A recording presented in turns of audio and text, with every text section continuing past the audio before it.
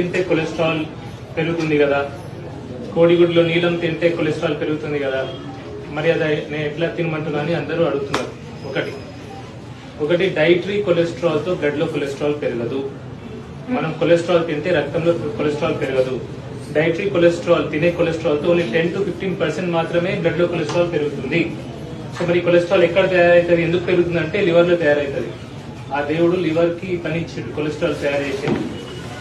Cholesterol ఎప్పుడు పెరుగుతుంది, ఎప్పుడైతే స్ట్రెస్ ఎక్కువ అవుతుందో, అది మెంటల్ స్ట్రెస్ కావచ్చు, ఫిజికల్ స్ట్రెస్ కావచ్చు, రిపేర్ బాడీలో ఏదైనా రిపేర్ చేయాలంటే దానికి కొలెస్ట్రాల్ చాలా అవసరం. బాడీలో హార్మోన్స్ అన్ని తయారు కావాలంటే దానికి కొలెస్ట్రాల్ అవసరం. మెదడు మెయిన్లీ తయారైంది కొలెస్ట్రాల్ తో, నీళ్లతో. సో అందుకే మనం కొలెస్ట్రాల్ తింటే కొలెస్ట్రాల్ పెరగదు. ఒకటి కొలెస్ట్రాల్ లో ఎల్డిఎల్ బ్యాడ్ కొలెస్ట్రాల్ అని ఒక అందరు చెప్తారు. ఎల్డిఎల్ అంటే బ్యాడ్ కొలెస్ట్రాల్, హెచ్డిఎల్ అంటే గుడ్ కొలెస్ట్రాల్ అని.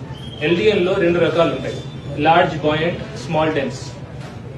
లార్జ్ అంటే పెద్దది, స్మాల్ అంటే చిన్నది.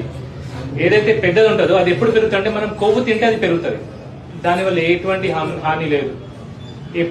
స్మాల్ డెన్స్ ఏదైతే చిన్నది పెరుగుతుందో అప్పుడు డేంజర్ ఉంది. ఈ చిన్నది ఎప్పుడు పెరుగుతుంది అంటే ఎప్పుడైతే మనం ఎక్కువ కార్బోహైడ్రేట్స్, ఎక్కువ స్వీట్స్, షుగర్స్, ఫ్రూట్స్ ఎక్కువ తీసుకుంటామో అప్పుడు ఈ చిన్న ఎల్డిఎల్ అనేది పెరుగుతుంది.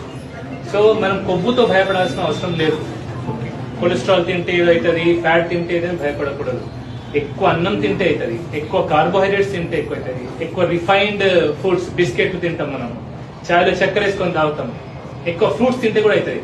ఎందుకంటే ఎక్కువ ఫ్రూట్స్ లో ఫ్రక్టోజ్ ఉంటుంది, ఫ్రక్టోజ్ డైరెక్ట్ లివర్కి వెళ్తుంది. దానివల్ల కూడా నాన్ ఆల్కహాలిక్ లివర్ డిసీజ్ వస్తుంది, ఫ్యాటీ లివర్ డిసీజ్ వస్తుంది. వాడు మందు తాగాడు కానీ స్కాన్ చేస్తే ఫ్యాటీ లివర్ వచ్చింది. ఎందుకు వస్తుంది అంటే ఎక్కువ షుగర్స్ వల్ల వస్తుంది, తర్వాత ఎక్కువ ఫ్రూట్స్ తింటే వస్తుంది. 2 అందరికి మటన్ తినమంటున్నా, కోడిగుడ్డు తినమంటున్నా, నెయ్యి తినమంటున్నా. మరి వెజిటేరియన్స్ ఏం తినాలి అంటే వెజిటేరియన్స్ మీరు రీసెర్చ్ చేయండి.